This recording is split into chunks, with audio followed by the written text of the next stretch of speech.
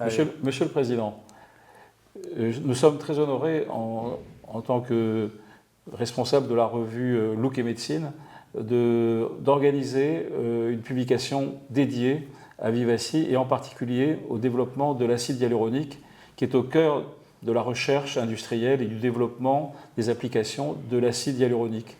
Vous pouvez nous dire un peu où se situe actuellement le développement de Vivaci dans ce secteur-là? Alors déjà, M. Benamou, je vous remercie de vous être rapproché de nous pour faire ce type de document, parce que c'est vrai que très peu de médias parlent de l'acide hyaluronique en tant que dispositif médical.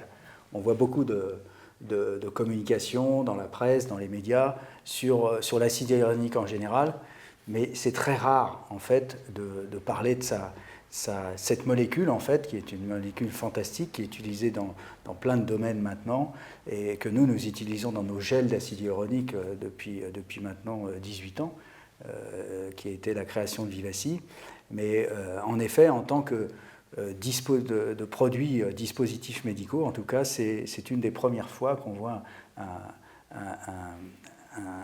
un document, en fait, réalisé pour l'ensemble de ces dispositifs. Alors, ça a l'air d'être, effectivement, même le grand public connaît l'acide hyaluronique aujourd'hui, parce que dans cosmétologie, on met de l'acide hyaluronique pour faire apparaître une crème avec un effet anti-âge. Est-ce qu'on peut aller plus loin dans la compréhension de cette molécule, parce qu'elle est issue, semble-t-il, d'une recherche relativement ancienne, on en parlera dans la revue, puisque ça remonte aux années 1930, avec un certain biochimiste allemand qui s'appelait Karl Meyer. Mais depuis, 120 ans après, on en est où sur la connaissance de cette molécule? Alors, cette molécule, en fait, en elle-même, elle a peu évolué, parce que l'acide hyaluronique, on sait tous que c'est un composant qu'on a dans le corps humain, qui est naturel. En fait, après, c'est la manière dont on a extrait cette molécule pour ensuite la transformer pour de la cosmétique ou bien des gels d'acide hyaluronique qui sont utilisés en médecine, en fait. Et en fait, cette molécule, elle est toujours la même, c'est un polysaccharide, fort connu des chimistes. Et par contre, c'est la manière dont on travaille cette molécule, donc on peut la façonner, qui va donner, en fait, qui va permettre d'avoir des gels de différentes rhéologies, en fait, qui vont s'adapter au tissu par la suite. Ce qui s'est passé, en fait, c'est qu'à un moment donné, après la découverte de cette molécule, en fait, il y a eu une période en fait, de développement des industriels. Et c'est vrai qu'en grande partie, tout a démarré par l'ophtalmologie, en fait. Oui. C'est assez... c'est un gel qui était utilisé pour la chirurgie de la cataracte et que, eh bien, de fait, en fait, progressivement, on a développé d'autres indications avec d'autres formulations et orienté, en fait, nos développements, notamment en esthétique, mais aussi en rhumatologie et puis aussi en gynécologie maintenant.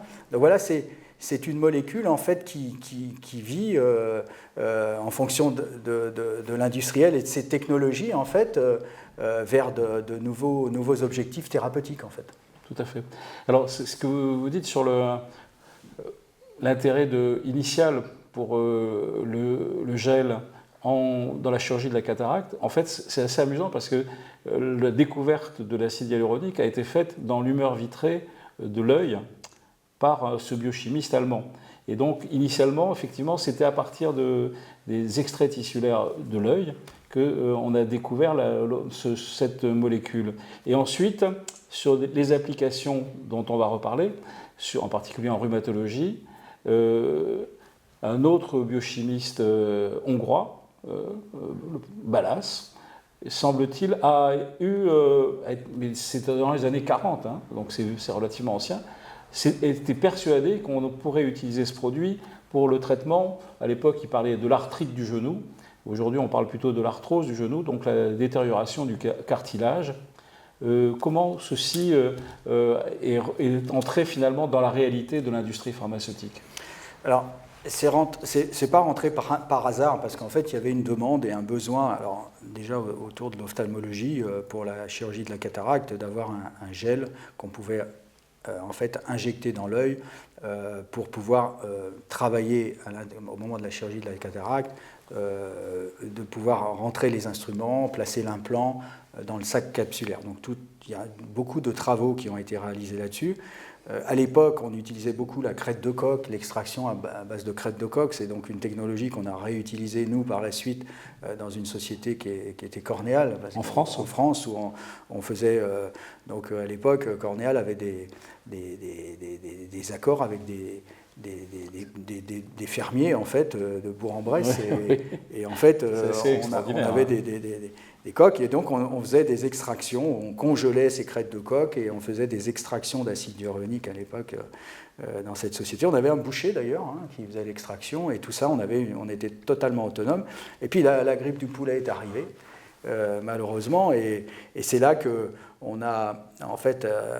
nous avons eu ce développement autour de l'acide hyaluronique biosynthétique, en fait, entre guillemets. C'est à base de fermentation bactérienne qui est aujourd'hui la technologie la plus utilisée au monde. Les capsules du streptocoque. C'est ça, qui est la plus utilisée au monde, parce que technologiquement aussi, c'était accessible. C'est-à-dire que, parce que comme toute technologie, fabriquer 1 kilo, mais en fabriquer 1 tonne, il y a une différence fondamentale.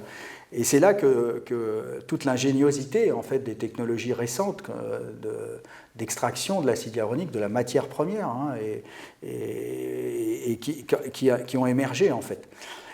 Ce qui s'est passé aussi, c'est que les fabricants de gel d'acide hyaluronique, notamment à l'époque Cornéal, où on a été quand même les pionniers dans l'acide hyaluronique monophasique de l'époque, ont eu cette originalité aussi, c'est de réaliser, et grâce à cette matière première, en fait, des gels qui étaient, comme son nom l'indique, monophasiques, donc des gels homogènes, avec cette homogénéité qui faisait qu'en fait, les produits s'étalaient parfaitement bien au départ dans la peau, mais par contre, ces technologies ont aussi évolué dans le temps, parce que les premiers gels qu'on a faits, ils étaient difficiles à injecter.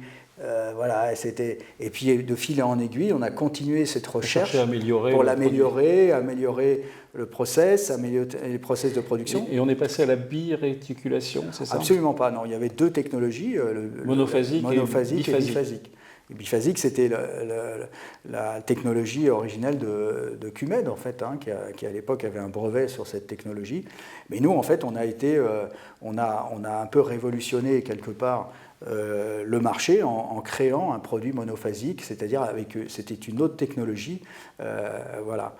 Et voilà. Et ensuite, par la suite, quand on a créé Vivacy, on avait fait une technologie à l'époque, au moment de la création de la première génération de produits monophasiques pour l'esthétique, et ensuite, nous, on a créé une nouvelle génération. Et là, c'est là toute l'originalité de notre technologie et nous, ça a été capable d'assembler des matrices d'acide hyaluronique les unes dans les autres. C'est-à-dire qu'en fait, on crée une élasticité mécanique, en fait. Et ça, c'est ce qu'on appelle l'IPN technologie.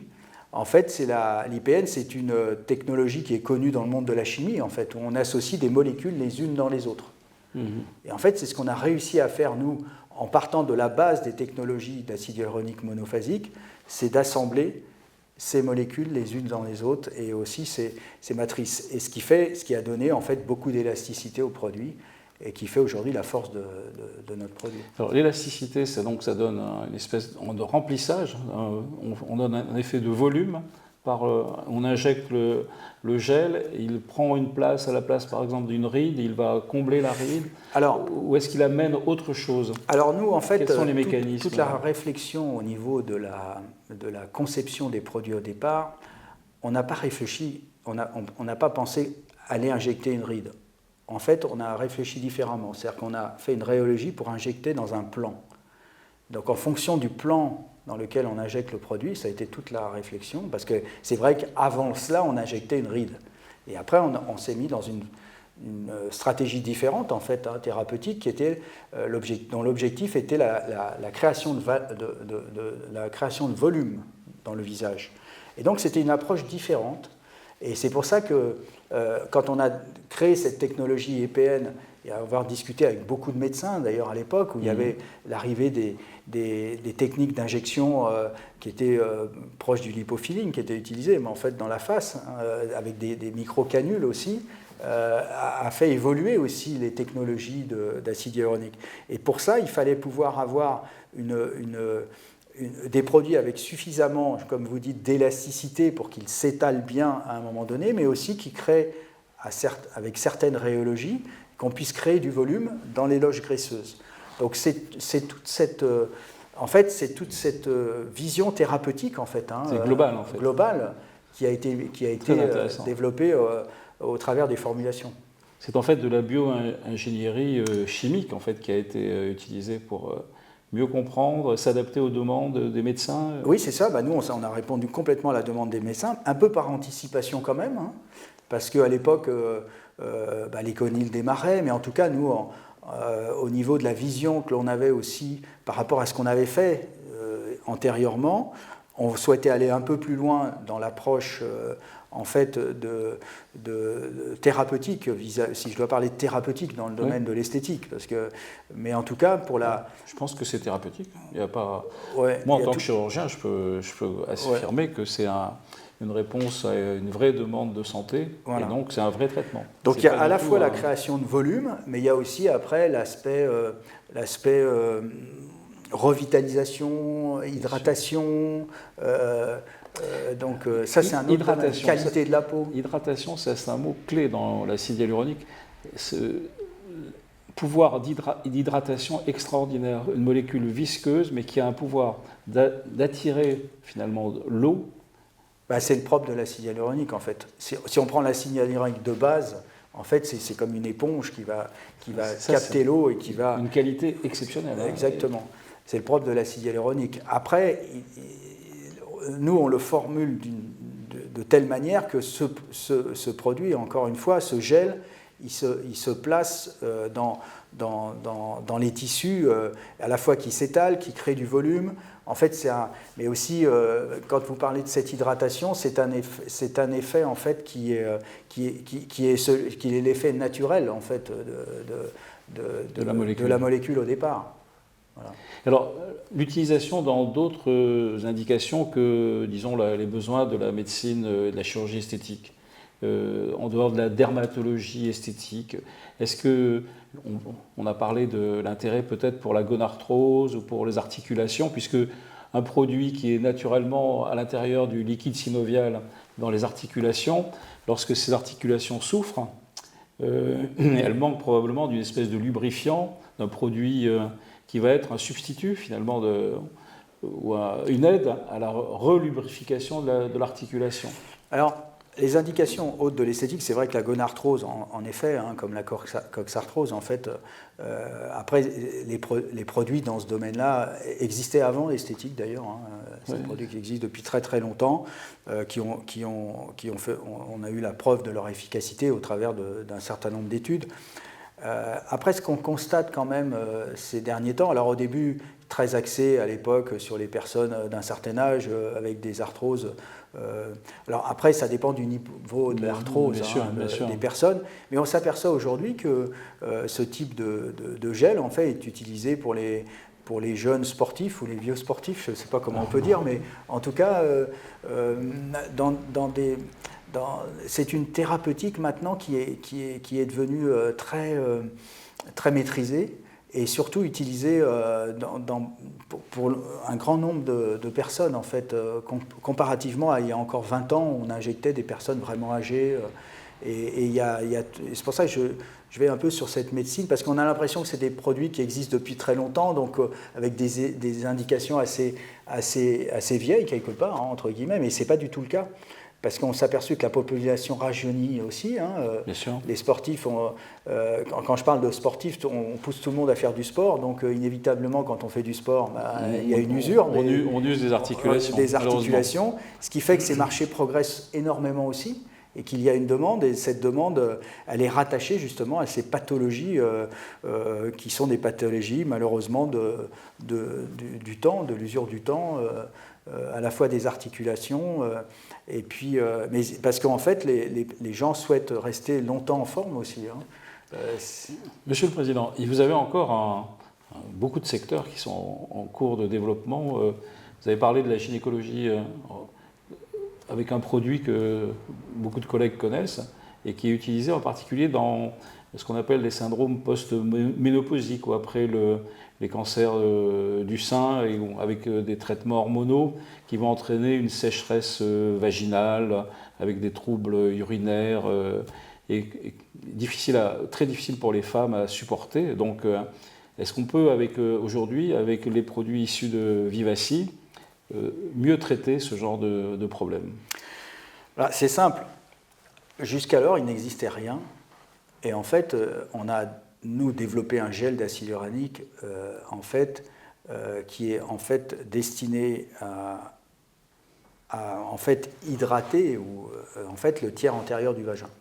En fait, toutes les problématiques de douleur post-cancer, post-ménopause, sont des problématiques qui sont des indications pour ces injections de gel d'acide hyaluronique.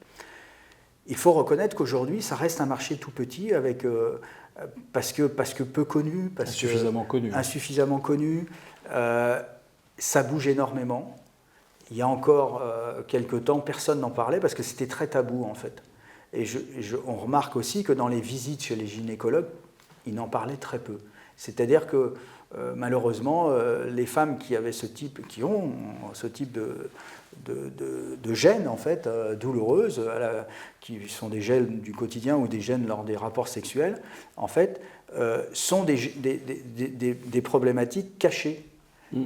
Et petit à petit, on voit que avec le temps, alors c'est vrai que nous, ce produit, il existe quand même depuis 7-8 ans sur le marché, mais on voit que on a été un peu des précurseurs sur ce marché-là, mais en tout cas, c'est une solution qui fonctionne parfaitement, qui donne un résultat rapide, et surtout, c'est une injection qui dure 10 minutes chez le gynéco. Voilà. D'ailleurs, avec Look et Médecine, nous avons produit, grâce à vous, à Vivaci, un numéro spécial pour le dernier Octobre Rose, sur ce thème-là en particulier. Et donc ce numéro, d'ailleurs, a été publié au Parlement européen, avec l'aide de la Société française de gynécologie obstétrique. Donc ça veut dire que la prise de conscience est en train de se faire. Ça veut dire que les efforts du laboratoire, qui sont 7-8 ans, il faut de la ténacité pour tenir face à la difficulté de pénétration des innovations. Il faut être tenace, oui, en effet. Après, moi, je ne suis pas tout seul. Il y a des équipes de recherche, il y a des équipes marketing, il y a aussi... et c'est pour ça que... et puis, il y a les pionniers, il y a ceux qui pensent et puis ceux qui réalisent. Et c'est toujours pareil. Et c'est vrai